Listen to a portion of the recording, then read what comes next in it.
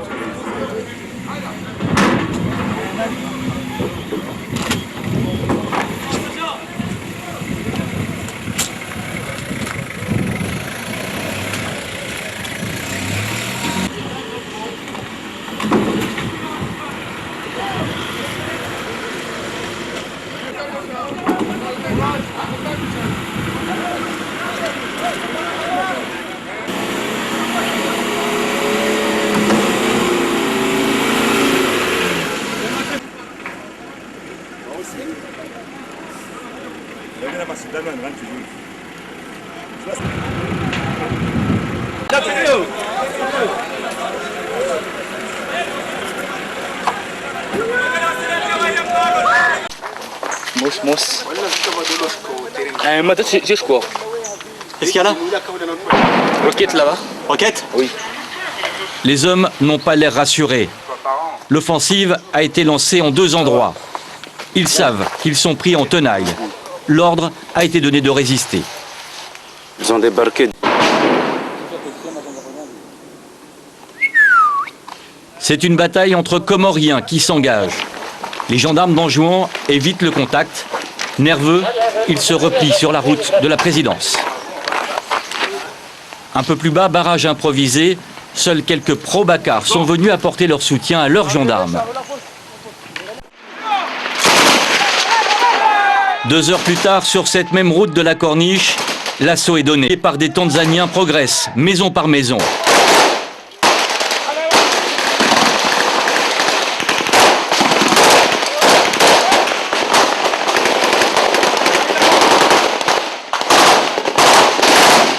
On ne sait plus bien qui tire sur qui. Un déluge de feu s'abat sur le quartier. Les soldats sont accrochés. Il s'est planqué dans la maison, là derrière. Mets-toi de l'autre côté. C'est une maison qui est suspectée sur le bord de la route. Un soldat est appelé en renfort pour faire le ménage, pour nettoyer la zone.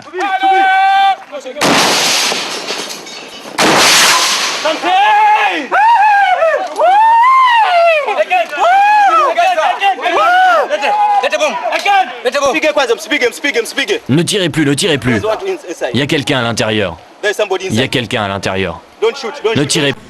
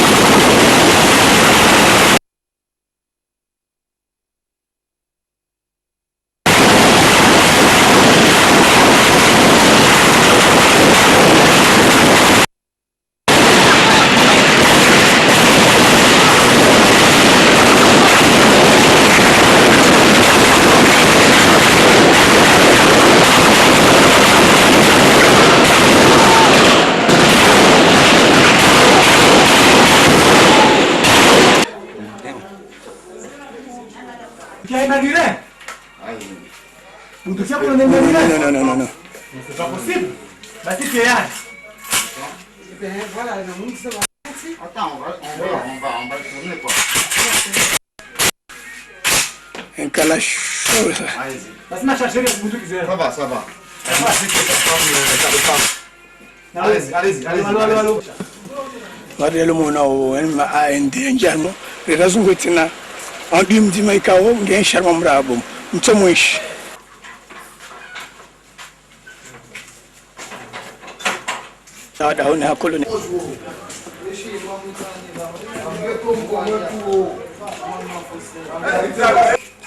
Ngavo soldat le déjà aujourd'hui. Montez.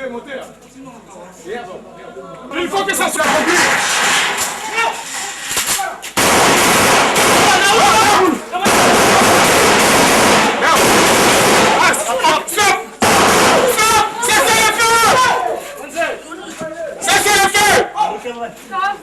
Cessez le feu!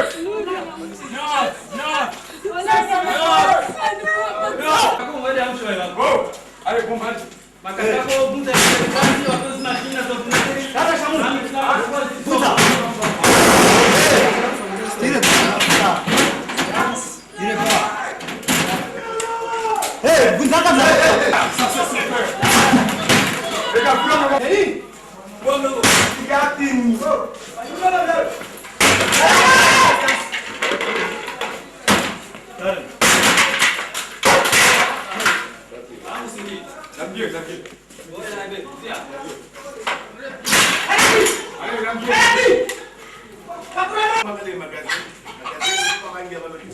pas venu ici pour s'amuser, les gars.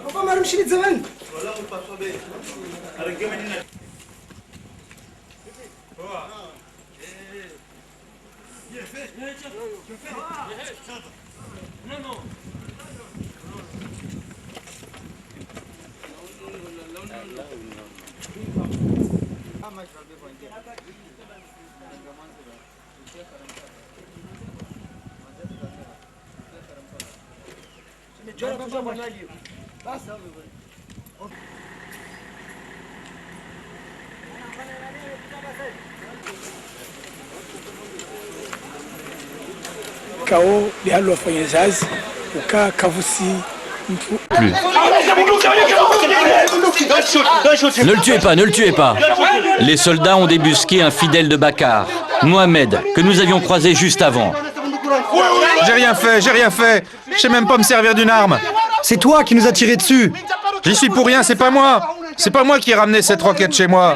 Jamais. Que Dieu m'aide, que Dieu me vienne en aide. Mohamed a beau implorer le prophète, les coups pleuvent. C'est vrai ce que tu dis, hein? Que tu n'avais pas cette roquette chez toi?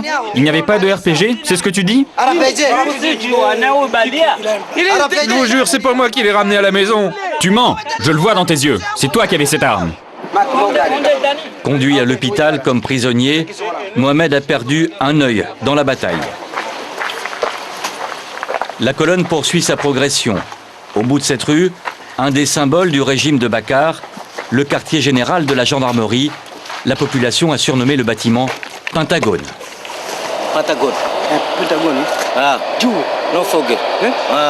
Pas de problème. Le Pentagone, c'est près d'ici. C'est pas loin. Pas loin. 200 mètres. 200 mètres d'ici, mais il n'y a pas de problème.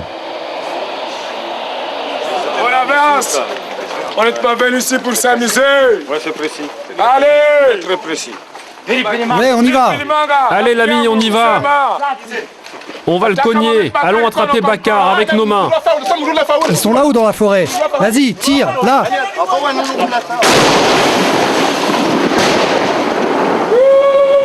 Ah oui, la patrie. On rentre. La patrie. Rien de tel que l'amour de son pays pour se donner du courage. Appuyée par des bombardements, la troupe avance vers son objectif. Seuls quelques tireurs isolés retardent la progression. Les soldats arrosent tout ce qui bouge, et même ce qui ne bouge pas. C'est sans grande résistance que le but final est atteint. Le Pentagone tombe aux mains de la coalition sans aucune perte dans ses rangs. Pas le temps de traîner, on fait sauter les cadenas à la Kalachnikov. Une porte, une balle, chaque pièce est inspectée, mais le bâtiment est vide, les gendarmes ont pris la fuite. Oh, doucement, doucement. Doucement, ici, il n'y a pas de problème. Le drapeau rouge de Bakar est vite décroché. Les soldats crient victoire. À l'intérieur, la visite s'éternise, dans la confusion la plus totale.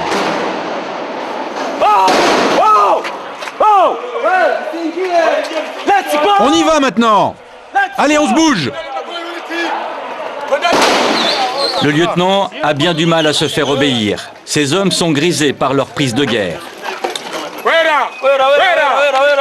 n'est pas venu ici pour s'amuser. On est là pour libérer l'île autonome d'Anjouan. Ça, c'est notre devoir. Et on est prêt à le faire. Monte un peu ton tir. Arme. Ils sont là-haut. Les troupes du président Bakar ont trouvé refuge.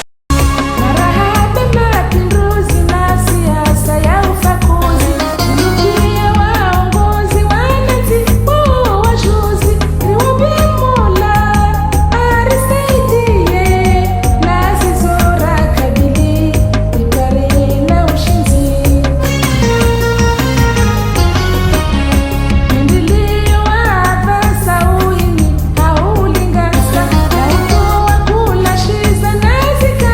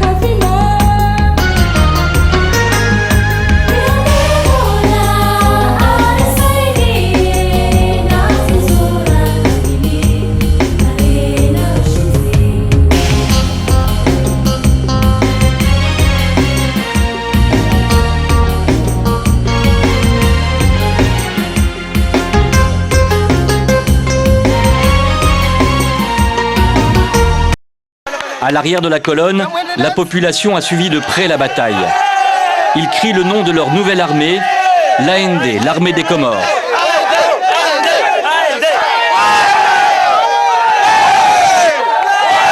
Nous voulons de la guerre parce que nous sommes fatigués. Fatigués de ça quoi? fait des années, nous sommes toujours dans une situation très grave comme ça. Hein?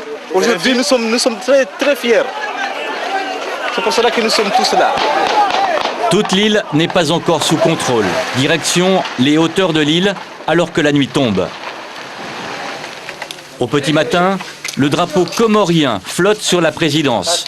Nouvelle victoire pour les soldats de la coalition. Voilà.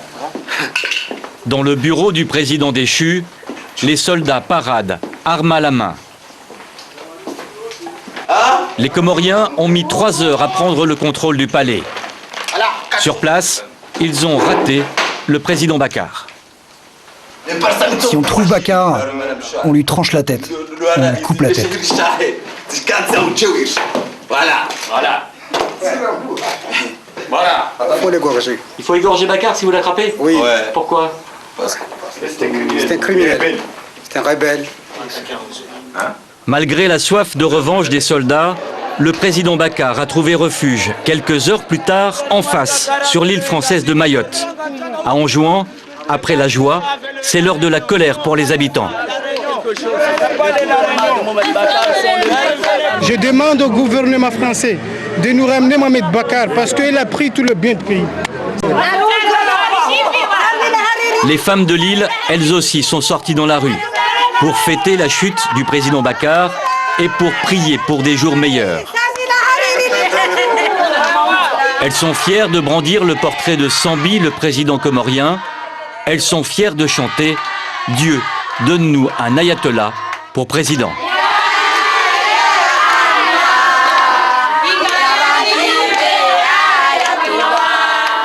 Bakar, dans son île natale, il est retourné samedi dernier en héros national.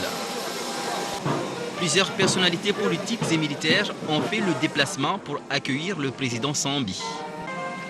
Sur le tarmac, les forces de la coalition et l'armée fédérale attendaient avec impatience son passage.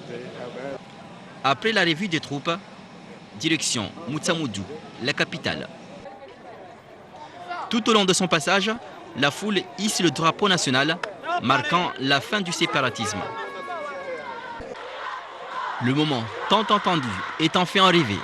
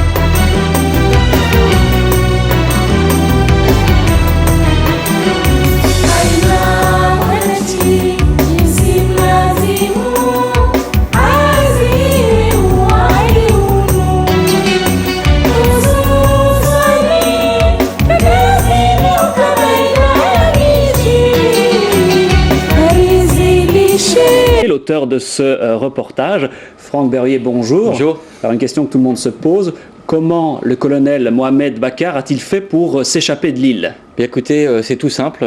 Il a fait un petit peu comme tout le monde dans cet archipel. Il a pris un bateau au beau milieu de la journée, un bateau comme assez conséquent puisqu'il y avait plus d'une vingtaine de personnes avec lui.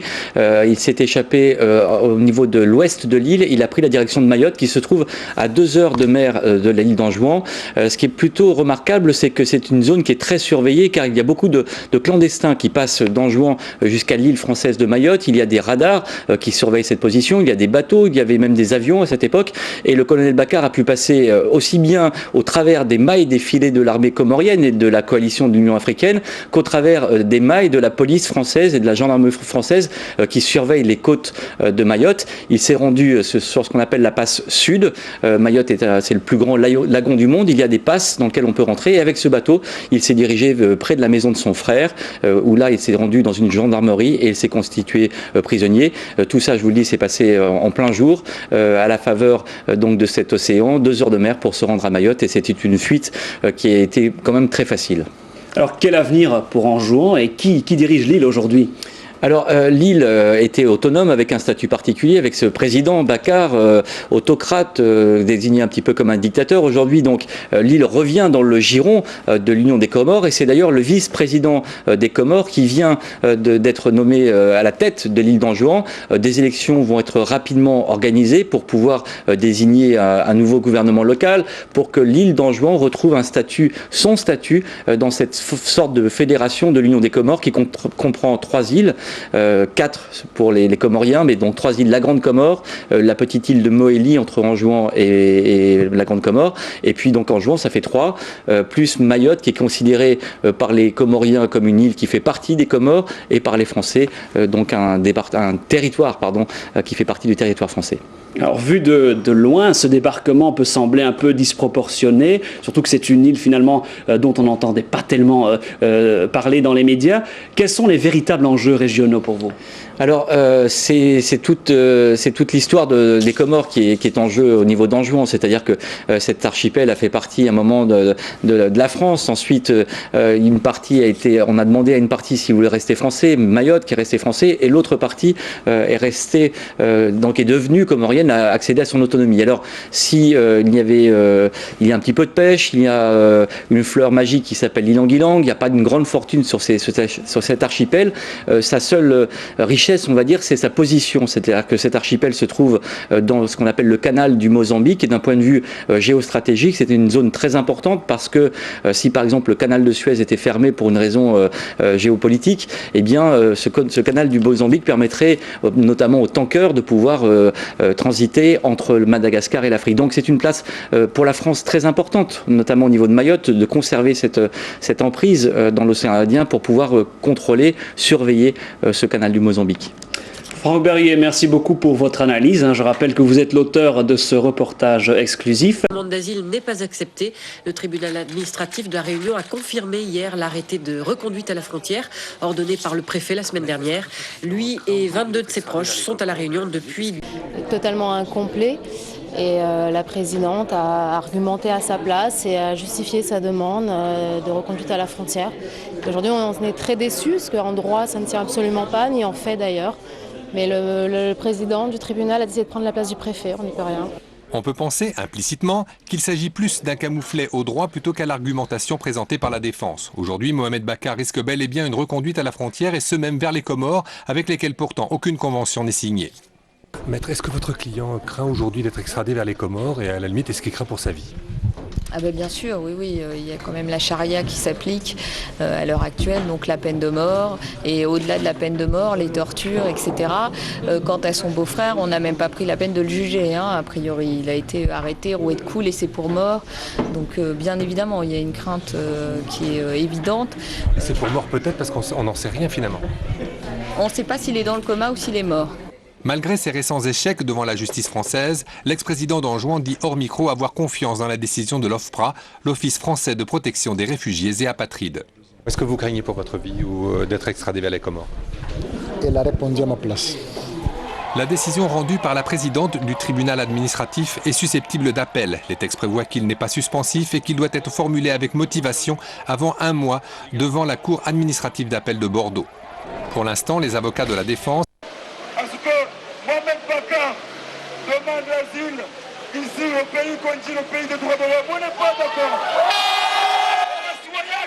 Les manifestants d'extradition de Mohamed Bakar.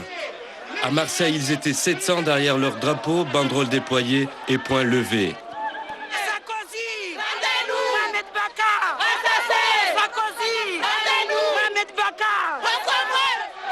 Rendez-nous Bakar est le mot d'ordre qui ressort dans toutes les manifestations. Nous croyons justement que l'extradition de Mohamed Bakar doit se faire. On a alerté justement les autorités françaises et le préfet qu'il y a 250 000 franco-comoriens en France qui sont sous la responsabilité justement. N'exclut pas son extradition aux Comores. Et nous l'avons arrêté à La Réunion et nous l'avons déféré devant la justice. Laquelle justice, pour le moment, a accordé un non-lieu. Ce qui évidemment nous met dans une situation embarrassante. Il n'empêche que notre souci, je ne sais pas comment nous y parviendrons en termes juridiques, notre souci, c'était de remettre le colonel Bakar aux autorités comoriennes. C'est évident, et nous n'avons en rien participé ni à son ascension, ni à son maintien au pouvoir à Anjouan. Au contraire, nous étions en accord complet avec les décisions de l'Union africaine. Alors on verra pour Mayotte par rapport aux Comores. Laissez-nous d'abord régler ce problème.